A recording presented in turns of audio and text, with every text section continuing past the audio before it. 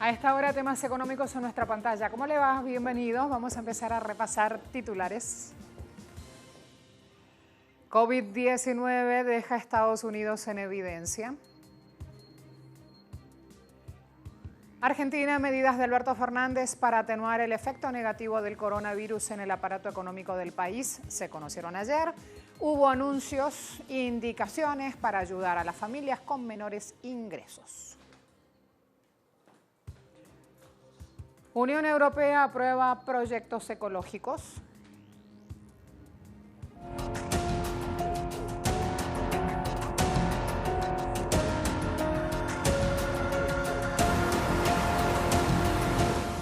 El Estado argentino anunció medidas para atenuar el impacto negativo del coronavirus en la economía del país. Regirá un sistema de precios máximos por 30 días para 50 categorías de productos: alimentos, productos de higiene y medicamentos. Los valores de referencia que se utilizarán son los vigentes al 6 de marzo.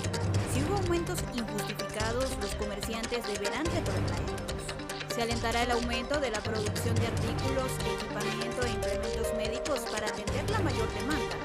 Paquete de asistencia financiera por 350.000 millones de pesos para capital de trabajo, compra de insumos y dar liquidez a la cadena productiva. El origen de los fondos surgirá de una regulación específica del Banco Central, que permitirá financiar a través de todos los bancos del sistema, unos 320.000 millones. Los préstamos a tasa preferencial del 26% anual serán por un plazo de 180 días. Se complementa con créditos del Banco Nación a tasa diferencial para productores de bienes esenciales, otro para financiamiento de producción de equipamiento tecnológico orientado al teletrabajo y otro para ampliación de parques industriales. Serán eximidos del pago de contribuciones patronales los sectores más afectados por las restricciones de circulación, es decir, transporte de pasajeros, hoteles, restaurantes, entre otros. Programa de recuperación productiva.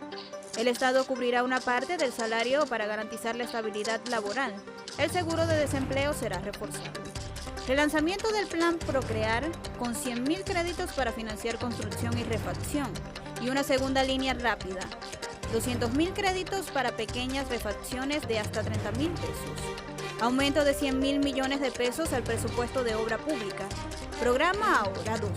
Se renovará por 6 meses, ampliado a compras online de productos nacionales de producción PYME. AFIT acelerará el pago de reintegros a las exportaciones de firmas industriales. El gobierno nacional pagará a las obras sociales 4.800 millones de pesos de la deuda que mantiene por el reintegro de tratamientos de alta complejidad. Hoy el superintendente de Servicios de Salud, Eugenio Zanarini, mantendrá este miércoles un encuentro con los directores médicos de las obras sociales para colaborar en la emergencia actual. El gobierno de Brasil también adoptó medidas económicas ante la pandemia. El Ejecutivo anunció este lunes una inyección económica de alrededor de 29.500 millones en los próximos 3 meses, buscando mitigar efectos. Entre las iniciativas anunciadas están la anticipación de aguinaldos y pensiones a los jubilados, el principal grupo de riesgo, la ampliación del programa que transfiere recursos a familias de bajos ingresos y medidas de apoyo a pymes para evitar la pérdida de puestos de trabajo. Sin embargo, luego de los anuncios, el ministro de Economía, Guedes, urgió a la aprobación de las 3 reformas estructurales que a toda costa quiere sacar Bolsonaro, con el argumento de que de esa manera la economía brasileña despegará. 2 años de recesión y 3 de débil crecimiento hablan de un panorama complicado. La medida también habla de Electrobras y la privatización, la aprobación de una reforma constitucional para presionar a los estados y municipios a ajustar sus cuentas y una enmienda que permitiría a las autoridades federales socorrer a los estados y municipios comprometidos con programas de austeridad y de privatizaciones.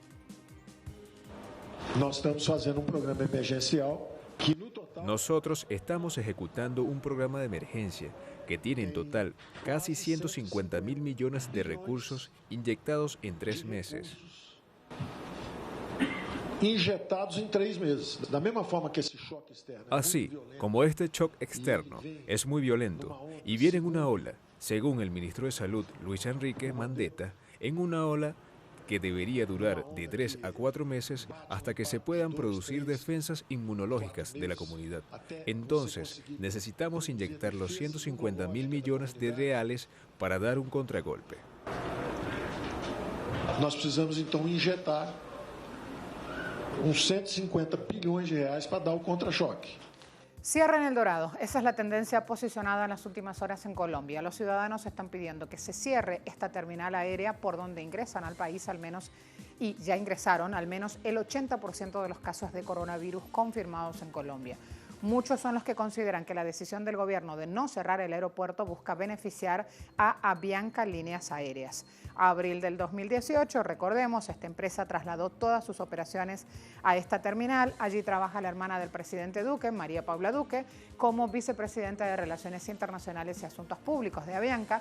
Ayer renunció el gerente de la empresa que administraba este aeropuerto, por donde circula el 59% de los pasajeros de Colombia, y su renuncia se dio luego de una lluvia de críticas ante las leves o inexistentes medidas de seguridad que había adoptado ante la pandemia. El ahora exgerente también se había negado en una entrevista televisiva a explicar cuáles eran los protocolos que su administración estaba tomando con los pasajeros que entran y salen de El Dorado.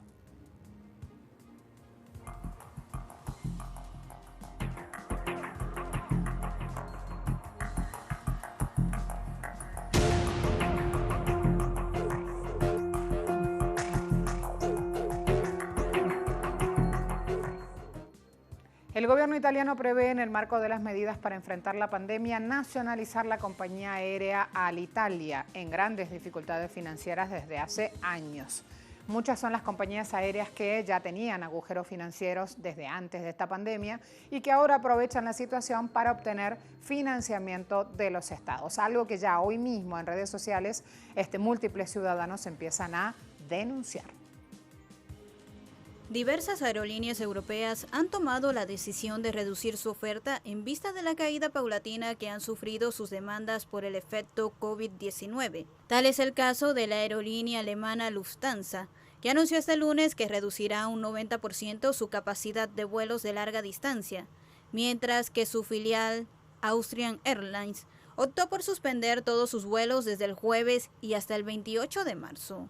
El grupo británico Virgin Atlantic pidió al primer ministro de Reino Unido, Boris Johnson, un plan de crédito para impulsar la confianza en el sector y evitar que los gestores de tarjetas de crédito retengan los pagos de los clientes. La industria aérea está pidiendo a gritos desde el comienzo del virus un respiro, una ayuda a las autoridades, alguna solución que les permita sobrevivir. Pero mientras el virus avanza por el mundo, las economías se ralentizan y motores económicos como el turismo se ven gravemente afectados, provocando turbulencias aéreas. La Asociación Internacional del Transporte Aéreo ya advirtió que las aerolíneas podrían perder hasta 113.000 millones de dólares en ingresos en 2020 debido al impacto de la pandemia. Francia empieza a preocuparse por la escasez de repuestos automovilísticos consecuencia de esta pandemia. Múltiples restricciones, controles fronterizos para exportar repuestos hacen difícil la normal provisión. PSA anunció ayer el cierre progresivo de todas sus plantas de producción en suelo europeo, ya que no tienen materia prima necesaria para el ensamblaje de autos y otras reparaciones. La información es oficial. En la mayoría de los casos, las piezas son únicas, por lo que cuando nos falta una pieza de un proveedor no sabemos cómo comprarla en otro lugar. Y cuando no podemos entregarla a nuestro cliente, él no sabe cómo comprarlo en otro lugar. Significa que su automóvil estará incompleto. Entonces, dependiendo de la parte, nuestro cliente aún podrá terminarlo e instalar la parte posterior. Si es una parte extrema, en algunos casos, cuando es el motor parte, es mucho más difícil. Está claro que la industria automotriz europea en cualquier caso experimentará trastornos después de todo. Todo dependerá de la duración del impacto del coronavirus. A la vuelta de la pausa vamos a ver el panorama en Estados Unidos, donde Bernie Sanders habla de medicinas, habla de un sistema de salud pública. Ya veremos de qué habla Trump y cómo se mueven ahí las cosas.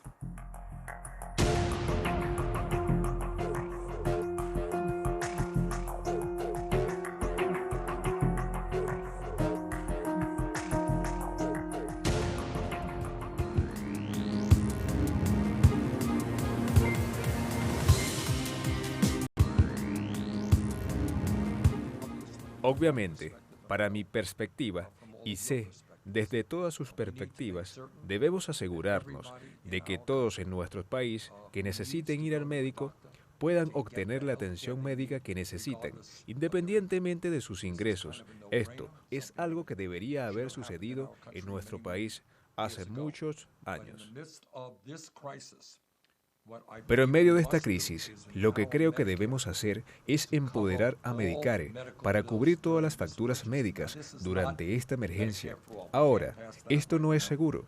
Si tiene un seguro insuficiente, si tiene deducibles altos, si tiene copagos altos, si independientemente de su salud, necesidades de atención. Y no solo estoy hablando del coronavirus, sino de sus necesidades de atención médica.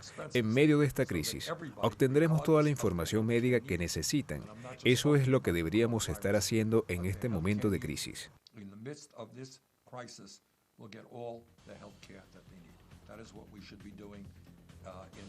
El candidato a las primarias demócratas que busca, pese a toda la maquinaria del establishment, superar a Biden para enfrentarse a Trump en las elecciones presidenciales que serían en noviembre de este año, tiene una cuestión aquí. Los partidarios del Partido del Burro, como le llaman, símbolo de los demócratas, han insistido en poner una piedra de tranca a Sanders porque lo consideran muy izquierdista. Y eso, según ellos, le haría perder todo un paquete de negocios como Trump. Pero en un mundo convulso, donde una pandemia pone a prueba la capacidad de los líderes para trabajar en favor de su gente, sorprende que Sanders y sus propuestas de ciencia, salud pública, bienestar no logren más votos. Vale entonces revisar qué es lo que está pasando en el sistema de salud de Estados Unidos para entender también o tratar de entender el comportamiento de los votantes a la hora de ir a las urnas. En Estados Unidos, los ciudadanos temen que la forma en que está diseñado el sistema de salud de ese país, considerado el más caro del mundo, contribuya a la expansión de la enfermedad. Y es que si la factura de una persona que pensaba que tenía el coronavirus y al final dio negativo llegó a más de $3,000, imagínese cuánto deberá pagar una persona que dé positivo. A esto se suma que el gobierno no cuenta con un plan concreto para intentar lidiar con el virus desde su sistema de salud pública. Trump designó a su vicepresidente Mike Pence, un hombre sin ninguna experiencia en manejo de temas de salud, al frente de la fuerza de choque que dirigirá las tareas para combatir el virus en el país. Además, la principal autoridad de infectología del país, en una audiencia ante el Congreso, destacó que Estados Unidos está fracasando en la forma en la que detecta nuevos casos de COVID-19. A pesar de que Donald Trump dijo a principios de marzo que las personas con sospechas de haberse contagiado podrían realizarse un test, el mismísimo secretario de Salud salió a corregir al magnate, asegurando que solo aquellos que acudieran previamente a un especialista podrían acceder a la prueba. A las trabas para el acceso a una prueba, que en países como Alemania o Corea del Sur se hace incluso desde los autos, se suma un obstáculo mayor: los costos que en Estados Unidos implica enfermarse. El sistema de salud en la primera economía mundial es tan costoso que incluso más de 27,5 millones de estadounidenses no tienen acceso a seguros de salud. Así lo confirman datos de la Oficina del Censo, una realidad que podría llevar a que muchos que presenten síntomas o requieran tratamiento no acudan a los hospitales por temor a los elevados costos, propagando así aún más la enfermedad. Pero incluso quienes están asegurados lo pensarían varias veces para acudir al sistema de salud si ven que tienen algún síntoma. Y es que más de 44 millones de personas cuentan con un seguro insuficiente y deben sacar de sus propios bolsillos una cantidad de dinero que no cubren las aseguradoras y que en ocasiones puede ser de miles de dólares. En definitiva, la seguridad sanitaria en la llamada primera economía del mundo se encuentra vulnerable por el alto costo que tiene ahí la vida. La cosa cambiaría si la política de Trump America First pusiera el acento en los derechos básicos que deben garantizarse a la ciudadanía. Y si así trata el gobierno a los propios ciudadanos de Estados Unidos, mire cómo trata una institución estadounidense como el FMI al resto de los ciudadanos del mundo. El 5 de marzo de este año, el FMI anunció que estaba listo para movilizar su capacidad de préstamo de $1.000 millones para ayudar a sus miembros a combatir la pandemia del coronavirus y sus costos humanos, económicos y financieros generalizados. Pero ayer negó al gobierno de Venezuela financiación por $5.000 millones. El FMI sabe, lo dijo en su comunicado, que muchos miembros ahora están en riesgo y necesitan apoyo debido a la debilidad de los sistemas de salud, el espacio limitado de políticas y la exposición a los grandes choques de los términos de intercambio y las repercusiones financieras observadas en los últimos días. El FMI sabe que para los países bloqueados por Estados Unidos, como Cuba, Irán, Venezuela, las capacidades de respuesta de esos estados se ven reducidas de manera drástica para responder a la población. Para Venezuela, en una medida de profundización del bloqueo cruel que el gobierno estadounidense aplica contra este pueblo, la respuesta del FMI ayer fue que no hay fondos disponibles. Esto responde a razones pura y exclusivamente políticas. Por lo tanto, el FMI debió indicar el 5 de marzo pasado en su comunicado que no hay fondos ni kits de herramientas de respuesta a emergencias para ayudar a países con necesidades urgentes si ese país decide ser soberano. El petróleo sigue cayendo, el barril de crudo va palo abajo, pero acá en Venezuela la moral y el trabajo comunitario no se pierde. Aquí tienen a Pueblo, una organización comunitaria que distribuye hortalizas a comunas y colegios públicos, entre otras actividades, y está mostrando esta información en Twitter. Las comunas haciéndole frente al COVID-19, activando comedores escolares, señores, para garantizar alimentación saludable a los niños de la comunidad. Aquí están mostrando un establecimiento educativo que es el Coronel Carlos Delgado Chalbó en la parroquia de Coche. Plan pueblo a pueblo, dando la batalla, llevando frutas y hortalizas. Así estamos en Venezuela.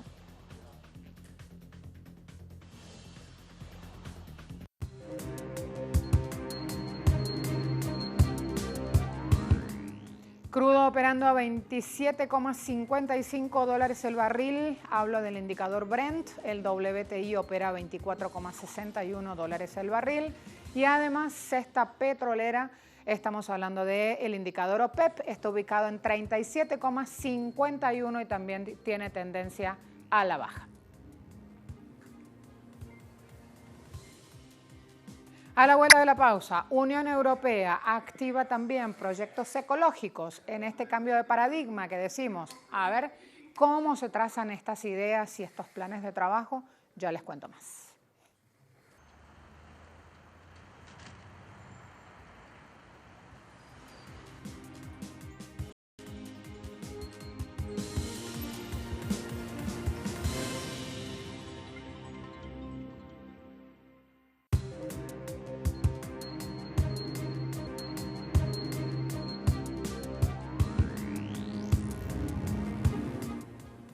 Fíjense esta declaración, México estará conectado a Internet en 2022. El presidente López Obrador daba esta declaración con esta meta que hace parte de un plan de conectividad universal que viene planteando desde que asumió el cargo presidencial.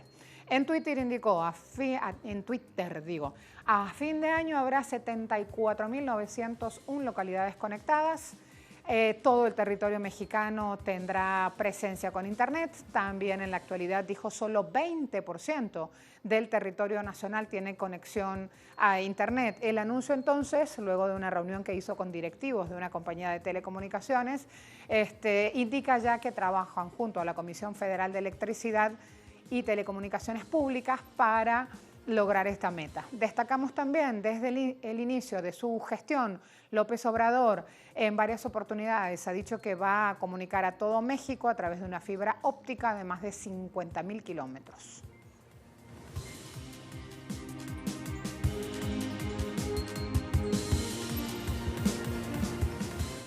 Y entre esos anuncios que también impactan en la población, Unión Europea aprobó un paquete de inversiones para proyectos ecológicos.